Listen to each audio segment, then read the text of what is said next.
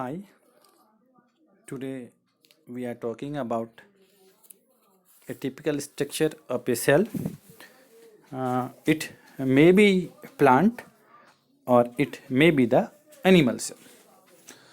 हम कंबाइंड एक typical cell की बात करेंगे। जब भी टिपिकल सेल की बात करें तो टिपिकल सेल को हम दो पार्ट में उसकी स्टडी करने की कोशिश करते हैं। पहला पार्ट हम न्यूक्लियस और दूसरा पार्ट सेलुलर ऑर्गेनेलिज और साइटोप्लाज्म को कंसिडर करना है।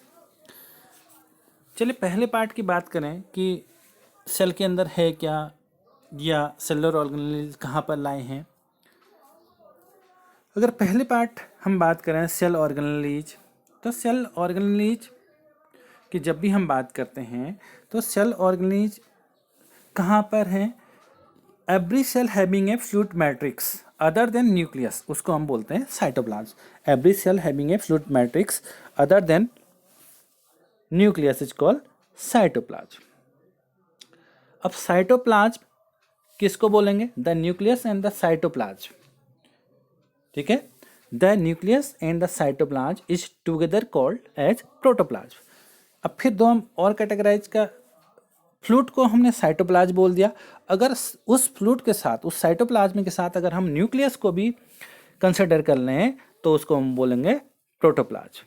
तो इस प्रोटोप्लाज्म के बाहर की जो कवरिंग है, जो प्रोटेक्टिव कवरिंग है, that is called plasma membrane. अब प्लाज्मा मेम्ब्रेन के बाहर अगर कुछ सेल में एक रिजिड कवरिंग रहती है, उस रिजिड कवरिंग को हम बोल देते हैं सेल वॉल। और ये रिजिड कवरिंग किस में रहेगी? सिर्फ प्लांट सेल में, एनिमल सेल में एब्सेंट रहती है। ये तो पहला पार्ट है। अब इंटरनल अगर हम इनसाइड इस सेल की बात करें तो एक सेल के अंदर क्या क्या पार्ट हो सकते हैं? Inside a cell having nucleus, nucleus के बाहर न्यूक्लियर मेम्ब्रेन, न्यूक्लियस के अंदर क्रोमोसोम और न्यूक्लियस के ही अंदर न्यूक्लियोलस भी रहते हैं। तो पहला अगर हम न्यूक्लियस की बात करें, it is a dark coloured spherical और ओवल डॉट लाइक स्ट्रक्चर है नियर अबाउट सेंटर। अगर ये सेंटर के नियर अबाउट है तो सेंटर के नियर अबाउट ये जो डॉट लाइक की जो स्ट्रक्चर है, ये स्ट्रक्चर को हम बोल देते हैं, अगर सेंटर के पास है तो ये नॉर्मली रहती है एनिमल सेल में। लेकिन प्लांट सेल में क्या रहती है? पेरीफेरी की ओर रहती है, किनारा। पेरीफेरी मीन किनारा। अब इनसाइड न्यूक्लियस के अंदर क्या है? न्यूक्लियस के अंदर क्रोमोसोम मटेरियल है, न्यूक्लियोलस है। जो क्रोमोसोम की जब हम बात करें, क्रोमोसोम क्या है? इनहेरिटेंट मटेरियल है। क्या मटेरियल है? Inherent material. इनहेरिटेंट मटेरियल का मतलब होता है कि ये जेनेटिक इंफॉर्मेशन को कंटेन करते हैं और एक जनरेशन से दूसरी जनरेशन में कैरी अवे करने का काम करते हैं, ले जाते हैं। जेनेटिक इंफॉर्मेशन का मतलब कि हम कैसे हैं, कैसे दिखेंगे, कैसे होंगे, हम अपने पेरेंट्स से सिमिलर हैं। क्यों सिमिलर हैं? क्योंकि these contain the genetic information. ठीक है, क्यों? अब ये क्या कंटेन करता है? जीन या डीएनए। ये कौन सा में? डीएनए का फुल फॉर्म में होता है डीऑक्सी राइबोन्यूक्लिक एसिड। जब हम आगे बात करें कि इसके पास क्या है, इसी के अंदर क्या है? इंसिएट न्यूक्लियस। न्यूक्लियस में कंटेन होता है जिसमें आरएनए कंटेन करता है, डीएनए करता है, हिस्टोन प्रोटीन है वो कंटेन करता है। और ये न्यूक्लियस एक सराउंडिंग इन्वेलप से कवर रहता है जो इसको साइटोप्लाज्म से अलग करती है, सेपरेट करने का काम करती है। उसको बोलते हैं nuclear membrane.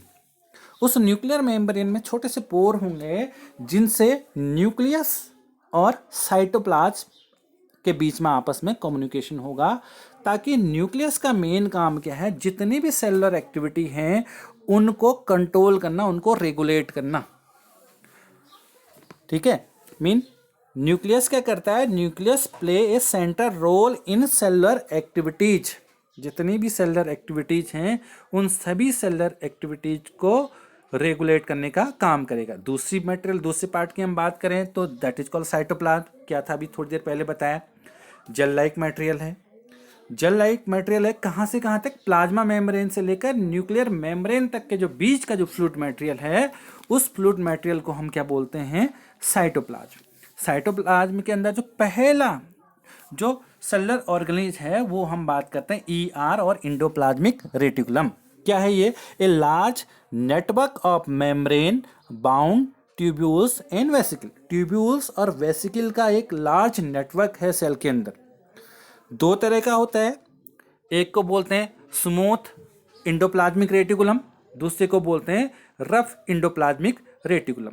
Smooth endoplasmic reticulum इसलिए बोलते हैं क्योंकि उसकी सरफेस पर राइबोसोम अटैच नहीं रहते हैं, उसकी सरफेस स्मूथ रहती है, जिसकी वजह से इसको हम क्या बोलते हैं? Smooth endoplasmic reticulum. ये यहाँ पर लिपिड और फैट सिंथेसाइज होने का काम करता है। उस सेम थिंग दूसरा, अगर जिस इंडोप्लाज्मिक रेटिकुलम की सरफेस पर राइबोसोम अटैच होंगी, that is called rough endoplasmic reticulum. Rough endoplasmic reticulum में क्या होना शुरू होता है? क्योंकि उसकी सरफेस में राइबोसोम बाइंड है, और ribosome is the site for protein synthesis. Ribosome वो ऑर्गेनेल है या वो जहां पर प्रोटीन का सिंथेसाइज होता है सेल के अंदर। That's why it is called rough endoplasmic reticulum. अब बात हम जब फंक्शन की, अभी हमने कहा था ये फंक्शन क्या सर्व कर रहा है? रफ प्रोटीन सिंथेसाइज कर रहा है, ठीक है। नेक्स्ट जो सेलुलर ऑर्गेनेल है, अगर हम उसकी बात करें तो that is called ribosome. Ribosome क्या है? Small each cell contain thousands of small particles, that is the site where protein get synthesize. जहां पर क्या सिंथेसाइज हो रहा है? प्रोटीन सिंथेसाइज हो रहा है, ठीक है।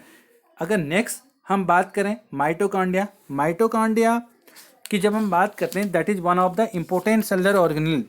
It is covered by double membrane. Outer membrane is very porous, outer membrane बहुत ज़्यादा पोरस होता है, and the inner membrane is deeply folded, fold structure होता है। These fold create a large surface area for ATP synthesize molecule.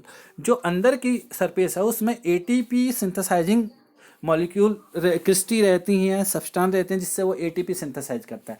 Mitochondria को commonly power house of the cell बोलते हैं। Why it is called the power house of the cell? Because it having oxidizing enzyme. Due to the presence of the oxidizing enzyme, it oxidize food and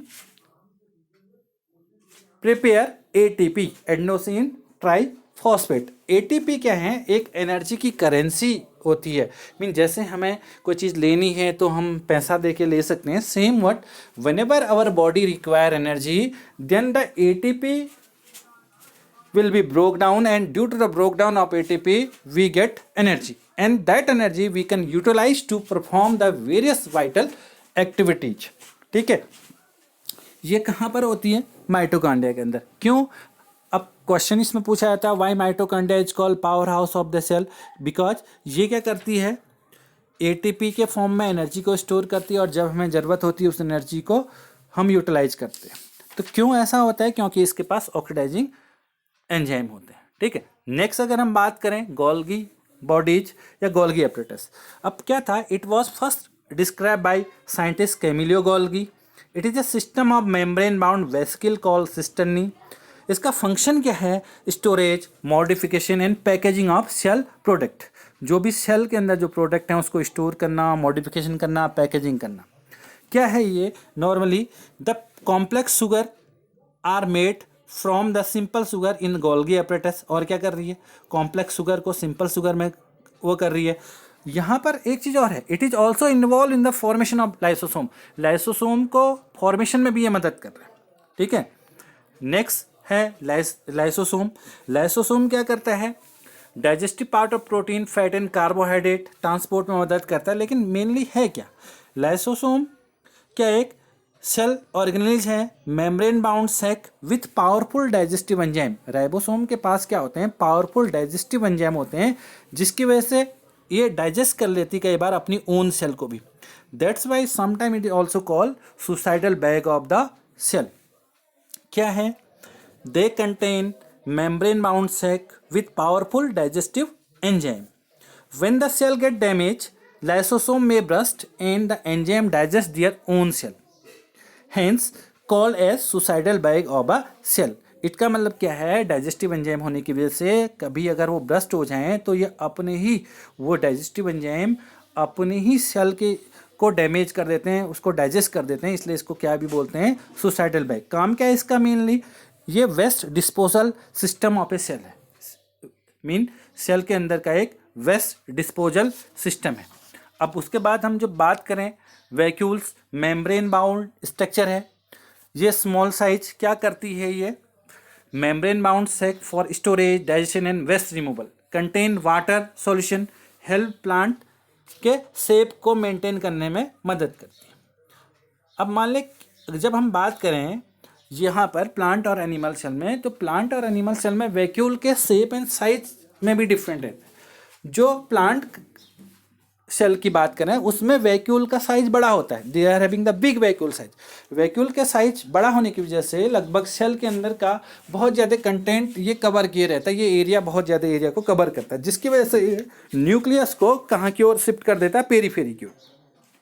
वहीं दूसरी ओर जब हम animal cell की बात करते हैं तो एनिमल सेल में ये क्या होते हैं, वैक्यूल स्मॉल साइज के रहते हैं, but number of vacuole is more, number ज़्यादा होते हैं but size will be small.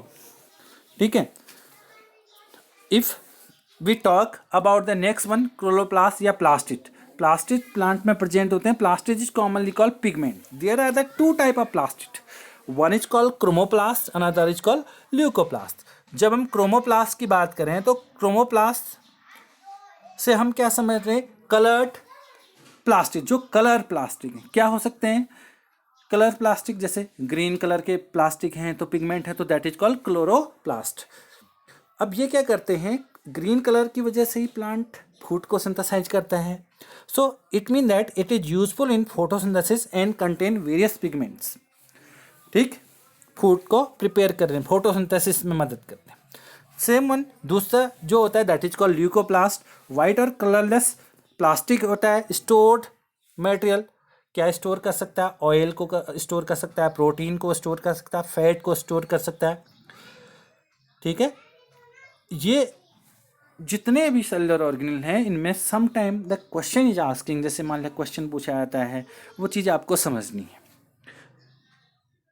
मैं कोशिश कर रहा हूँ कि आपको समझ में आए, तो होप कि आप सभी लोग घर में होंगे, स्वस्थ होंगे और अपनी अपनी पढ़ाई कर रहे होंगे। धन्यवाद।